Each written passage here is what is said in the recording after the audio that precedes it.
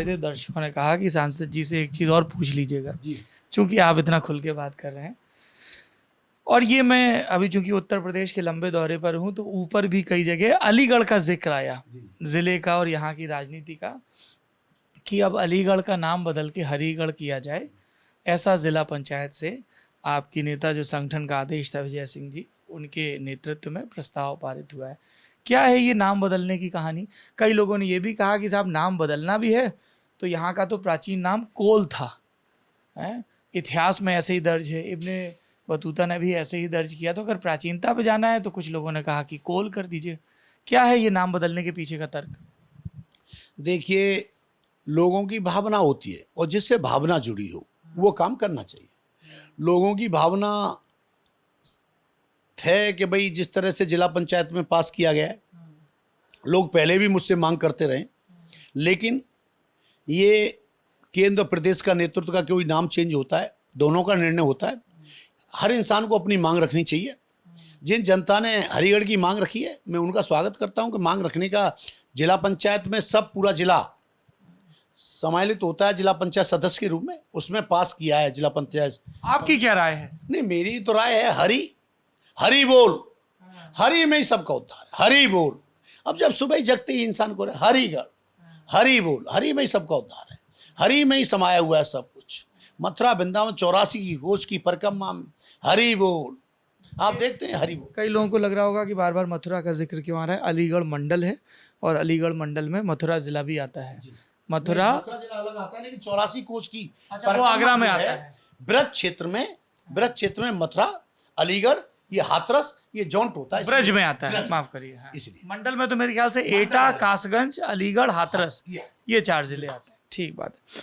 ये नाम बदलने की बात कर रहे हैं तो एक प्रसंग ये भी मिला कि आपने अपने गांव का, आपका गांव हाथरस में लगता है जी, है? नहीं, अलीगढ़ जिले में। अच्छा, वो भी अलीगढ़ जिले में। अब मैं इस इंटरव्यू के बाद अपने रिसर्च टीम को आंखें दिखाने वाला हूँ। 2 फैक्ट गड़बड़ हो गए।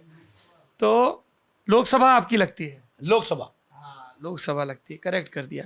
तो गांव का भी आपने कुछ नाम बदलवाया राजस्व में, क्या है कहानी उसकी? देखिए, मैं जब सांसद बनने के बाद 2014 में जब पार्लियामेंट गया तो रिसेप्शन पर मैडम बैठी हुई थी, उन्होंने नाम पूछा मेरा नाम पूछने के बाद बोले अपने गांव का नाम बताइए। मैंने अपने गांव का नाम बताया, सड़ा। जब सड़ा गांव का नाम बताया तो उन्होंने 5 बार मैंने गांव का नाम रिपीट करा। उन्होंने कहा सर इसकी स्पेलिंग बताइए। मैंने कहा मैडम स्पेलिंग नहीं बताता, मैं बताता हूँ आपको किस तरह से। मैंने कहा आपके घर में फ्रिज है? बोले है। मैं फ्रिज में टमाटर रख के उसे 4 दिन बंद कर दीजिए। बोले सड़ जाएगा। मैंने कहा मैडम इस पर डंडा लगा दीजिए, सड़ा हो जाएगा। ये मुझे अशुभ लगा कि 4 बार कोई भी रिसेप्शन पे बैठा हुआ मेरे विलेज का गांव पूछ रहा है, गांव का नाम पूछ रहा है, तो मुझे अशुभ लगा। तो गांव में मैं आया लौटकर, जब सांसद बनने के बाद जब प्रथम बार गांव में गया तो गांव में पंचायत हुई। पंचायत में प्रधान जी बैठे थे, हमारे सब बैठे थे। हमने कहा भाई आप क्या चाहते हैं? उन्होंने कहा भाई 1-2 साल बाद जब बात होने लगी तो उन्होंने कहा भाई इस गाँव का नाम बदलना चाहिए, लोगों को लेने में अशुभ लगता है, लोग मजाक करते हैं, सड़ा उसको लेके मजाक करते हैं, तो क्या होना चाहिए? लोगों ने कहा जिसने ऐसे पुत्र को संस्कार दिए हों, जिसने पूरे देश में नेतृत्व कर रहे हों, नरेंद्र भाई मोदी जी के पिताजी का नाम दामोदर दास जी के नाम से होना चाहिए। मैंने कहा हमें कोई ऐतराज नहीं। पूरी पंचायत ने, सब समाज ने एक साथ मिलकर दामोदर जी के नाम से उस गांव का नाम दामोदर नगर रखा।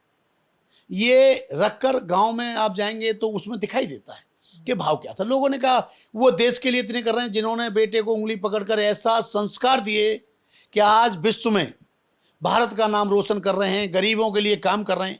मेरा गांव बहुत गरीबी उसमें है, बहुत अंदर है देहात में, तो वहाँ पर विकास इतना नहीं पहुँच पाया था। अब तो बहुत अच्छा विकास भी हो रहा है। तो उससे लोगों की भावना थी। और जब बदल गया नाम अब? हाँ, गाँव राजस्व में बदल गया। गांव वालों की भावना नरेंद्र मोदी के पिताजी से जुड़ी थी या सांसद सतीश गौतम के पिताजी से जुड़ी थी? क्योंकि उनका नाम भी, आपके पिताजी का नाम भी दामोदर है। देखिए, मेरे पिता का नाम दामोदर है, लेकिन जो जनभावना की आवाज़ थी, जो वहाँ पर मजदूर थे, गरीब थे, जो भी हमारे गांव में छोटे छोटे मकान है 50-50 गज के, ज़्यादा बड़े नहीं, उनकी भावना थी। उनकी भावनाओं में केवल देश के प्रधानमंत्री मोदी जी का, क्योंकि जिनको सब कुछ दिया उन्होंने कहा उनके पिताजी के नाम से।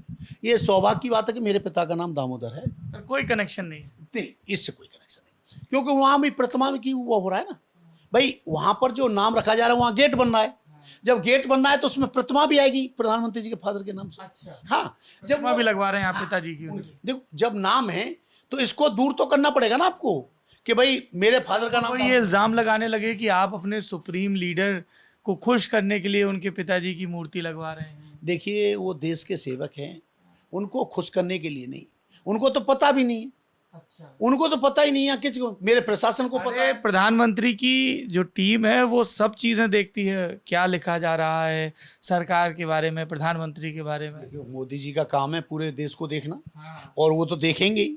जो 18 घंटे काम करते हो, 4 घंटे सोते हो, तो उनको एक एक चीज़ की जानकारी है। लेकिन हम विकास कर रहे हैं, और जब विकास कर रहे हैं उस गांव का नाम चेंज हुआ तो किसके नाम से हुआ, उसकी प्रतिमा तो होनी चाहिए ना। जब प्रतिमा होगी जब भी तो उस गांव का महोत्सव मनाया जाएगा।